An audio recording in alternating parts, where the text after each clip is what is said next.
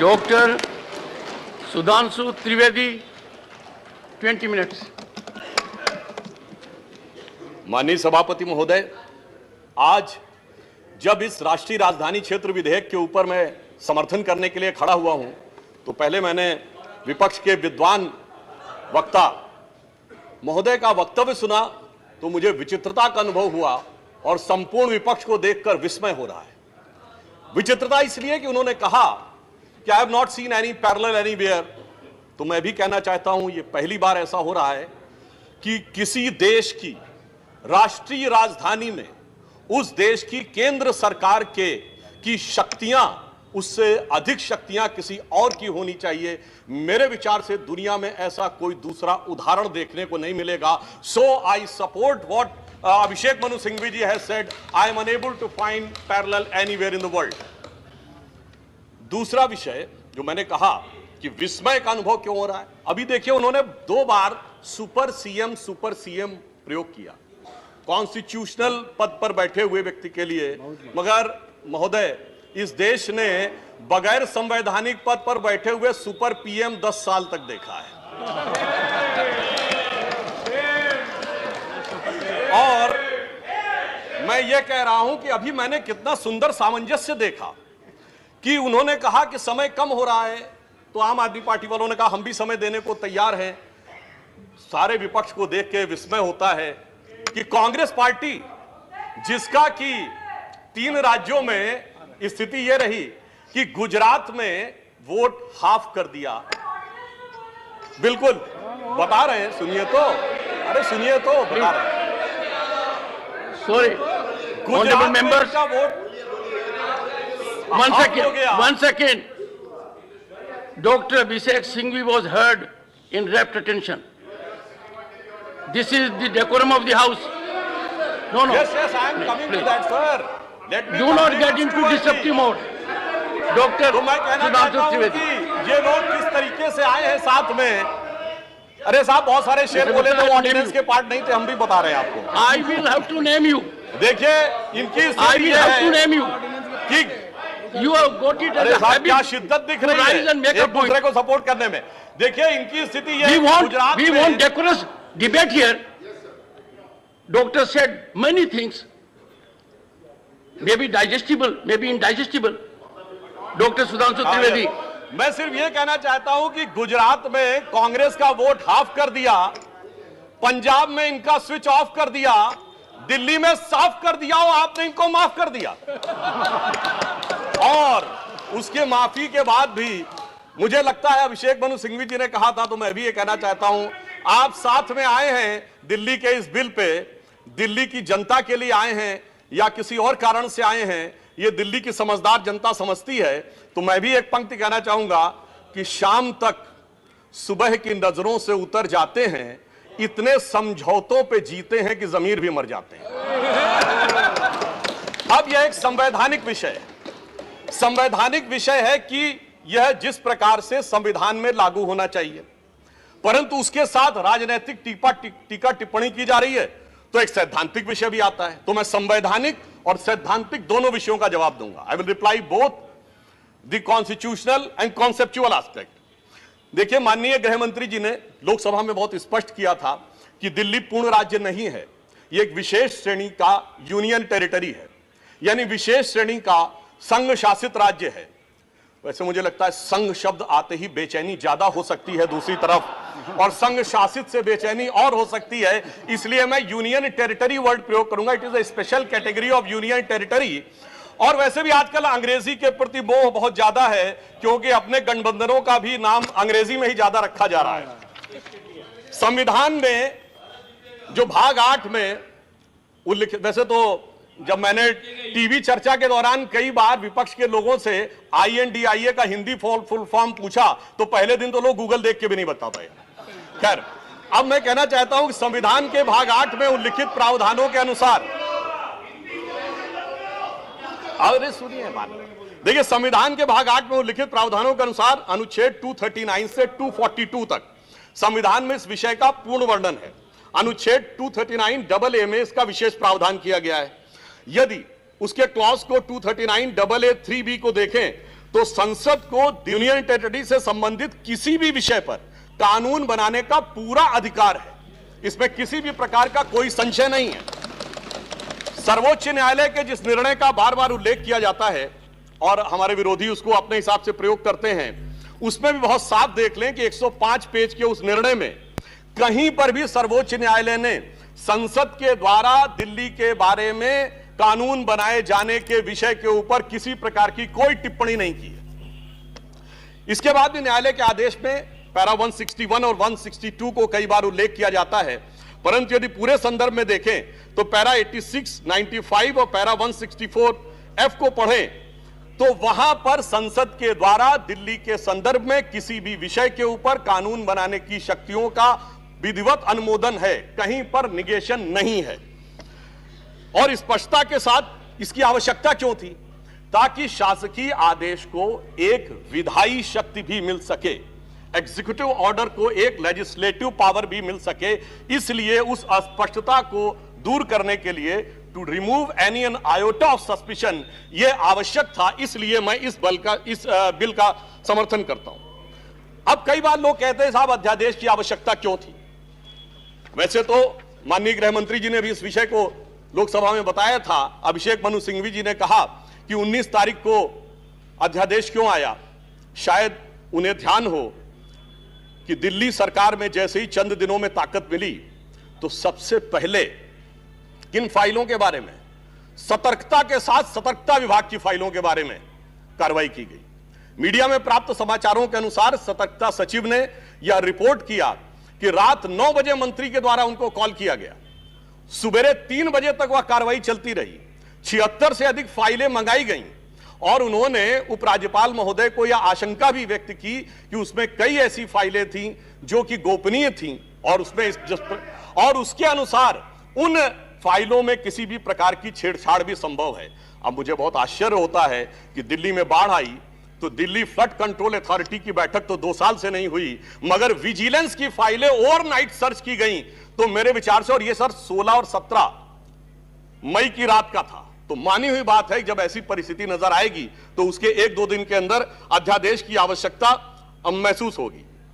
यहां मैं एक और बात भी कहना चाहता हूं कि ब्यूरोक्रेसी पर नियंत्रण की बात आम आदमी पार्टी की सरकार के द्वारा की जाती है, तो ये लोग तो अपनी एक पैरेलल ब्यूरोक्रेसी भी बना चुके हैं, क्योंकि अनेक प्रकार के समाचार पत्रों में आया है कि कई ऐसे लोग जो कि आम आदमी पार्टी के पदाधिकारी हैं वो सरकारी पदों पर भी विद्यमान हैं और सरकारी पदों पर रहते हुए सरकारी शक्तियों का भी उपयोग कर रहे हैं।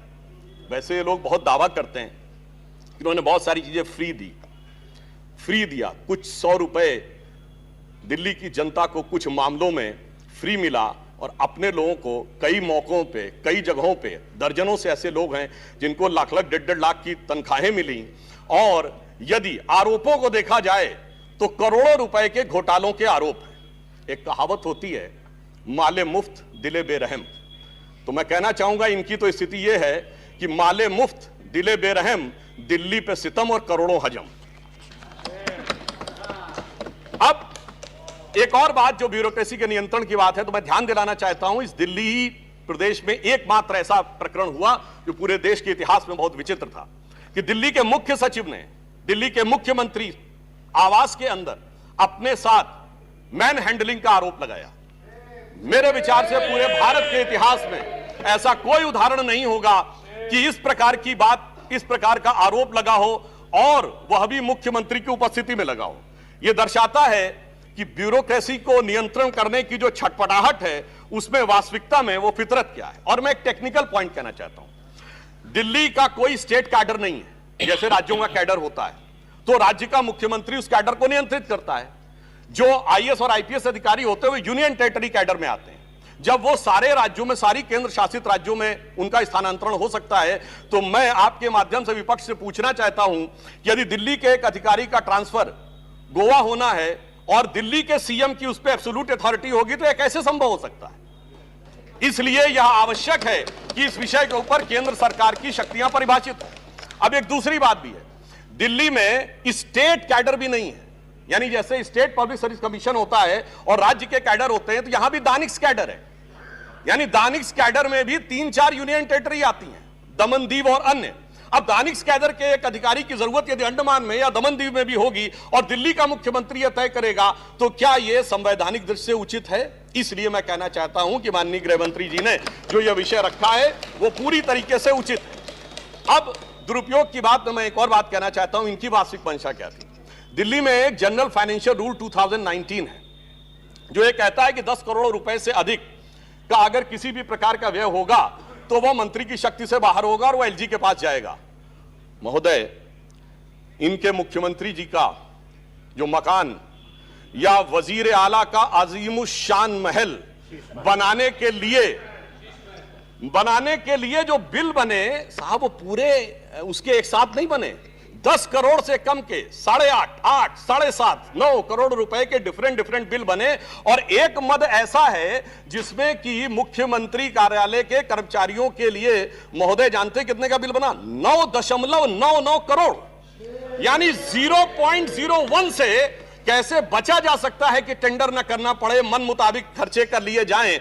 यह दर्शाता है कि नियमों के प्रति और ब्यूरोक्रेटिक नियमों के प्रति इनके मन में क्या आस्था है। और इतना ही नहीं, दिल्ली मेट्रो के लिए तो वृक्ष काटने की परमिशन वर्षों तक नहीं मिलती थी, मगर मुख्यमंत्री आवास के लिए वृक्ष काटने की परमिशन उनको मिल जाती थी।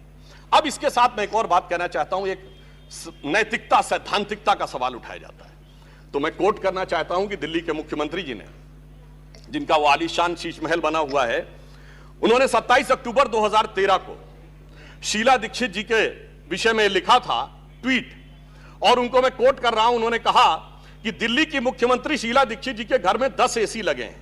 मैंने तो सुना है कि बाथरूम में भी एसी लगे हैं। कौन भरता है इस एसी का बिल? और आगे वो कहते हैं, मेरा तो कलेजा कांप उठता है ये सोचकर कि दिल्ली की 40% जनता झुग्गियों में रहती है, तो कोई मुख्यमंत्री ऐसे आलीशान घर में कैसे रह सकता है। मैं कहना चाहता हूं, देखिए, केजरीवाल जी का कलेजा कापा हो या ना कापा हो, रूह कापी हो ना कापी हो, रूह है क्या है, किसकी रूह है, उस पर मैं टिप्पणी नहीं करना चाहता, मगर मैं एक बात जरूर कहना चाहता हूं कि शीला दीक्षित जी जहां भी होंगे उनकी रूह को बहुत तकलीफ हो रही होगी कि जब उनके ऊपर ऐसी बातें करने वालों के साथ वो सारे लोग आज आकर खड़े हुए होंगे। वैसे महोदय, उनके घर में 10 एसी थे, यहां तो 15 टॉयलेट भी हैं। और इतना ही नहीं, 1-1 करोड़ रुपए के पर्दे भी लगे हुए हैं, और 1 करोड़ रुपए के पर्दे का एस्टीमेट है। और इतना ही नहीं, अब सुनिए, उनके सामने एक दूसरी समस्या हो गई है कि अभी तक जो बातें चल रही थी, अब उनके सामने यह समस्या है कि उन चीजों को कैसे छुपाएं। देखिए, मैं इनके लिए कहना चाहूंगा कि अब उनकी फितरत जग जाहिर हो चुकी है। तो आज आम आदमी पार्टी की स्थिति यह है कि अब जो चेहरे से जाहिर है छुपाएं कैसे, तेरी मर्जी के मुताबिक नजर आए कैसे। अब इस घर को सजाने का तसव्वुर हुआ बात की बात, अब तो मुश्किल है कि इस घर की हकीकत को छुपाएं कैसे। और यहां पर इसके बाद मैं कटाक्ष के बाद एक बात करुणा के साथ कहना चाहता हूं कि अन्ना हजारे के आंदोलन से निकली हुई वो पार्टी जो एक कमरे के मकान में रहते थे, और उससे निकली हुई पार्टी आज सैकड़ों करोड़ के आलीशान मकान में रहती हैं। तो मैं कहना चाहता हूं कि दिल्ली की जनता और जिन जिन लोगों ने उस आंदोलन का समर्थन किया, उनके ऊपर भी एक आघात है। और साथ ही साथ ये एक बात का और भी संकेत देता है, फूड फॉर थॉट है देश के लोगों के लिए, कि एक्सपेरिमेंटल पॉलिटिक्स कई बार बड़े विचित्र परिणाम भी देती है। अब किसी नए नवेले प्रयोग को आजमाने का वक्त नहीं है, बल्कि आजमाए हुए मोदी जी के नेतृत्व को चमकाने का वक्त है। और बहुत से लोग ये कहते हैं, संवैधानिक नैतिकता का प्रश्न उठाते हैं कि अध्यादेश क्यों लाया गया। अध्यादेश के लाने का तात्कालिक कारण मैंने बता दिया, और वैसे मैं अपने विपक्ष के लोगों के सुलभ संज्ञान के लिए बता देना चाहता हूं कि इन लोगों ने कितनी बार अध्यादेश लाए हैं। नेहरू जी की सरकार में 70 बार, इंदिरा जी के जमाने में 77 बार, राजीव जी के समय में 35 बार, नरसिम्हा राव जी के समय में 77 बार, मनमोहन सिंह जी के समय में 61 बार, और जो यूनाइटेड फ्रंट गवर्नमेंट बनी थी भाजपा विरोध में, उसमें 1.5 साल में 77 बार। तो मुझे लगता है अध्यादेश का विषय उठाने से पहले इस अंक गणित को भी देख लेना चाहिए। अब मैं एक और बात कहना चाहता हूं, जो संविधान की दुहाई देते हैं उनके लिए, ये तो वो लोग हैं सभापति महोदय जिनकी संविधान में क्या आस्था है। इन्होंने संसद के द्वारा पारित सीए कानून के खिलाफ विधानसभा में प्रस्ताव पारित कर दिया। यह संविधान का सम्मान है। और वो सिटीजनशिप अमेंडमेंट एक्ट था। नागरिकता का विषय तो पूर्ण राज्य का भी विषय नहीं हो सकता, और तो उसके बावजूद दिल्ली सरकार ने पारित कर दिया। तो इसका अर्थ हुआ कि ये जिस प्रकार के कार्य करते हैं उनका संविधान में कोई आस्था नहीं है। और अभिषेक मनु सिंघवी जी अभी कह रहे थे इलेक्टेड गवर्नमेंट, तो मैं याद दिलाना चाहता हूं, after the 72nd and 73rd constitutional amendment there are 3 tier of government, जिसमें एक म्युनिसिपल और जिला पंचायत, एक स्टेट और एक सेंटर। तो मान्यवर, ये तो राजीव गांधी जी लाए थे। तो आपके मन में ना ऊपर वाली इलेक्टेड गवर्नमेंट के लिए सम्मान है, ना नीचे वाली, क्योंकि चंद महीने पहले तक तो ये एमसीडी से भी लड़ते थे और दिल्ली से भी लड़ते थे। तो जब आप कॉन्स्टिट्यूशनल वैलिडिटी की बात करें तो मेरे विचार से तीनों गवर्नमेंट की बात होनी चाहिए, और केंद्र सरकार के संबंध में केंद्र से अधिक संवैधानिक शक्ति इलेक्टेड गवर्नमेंट में इस विषय के ऊपर किसी और की नहीं हो सकती।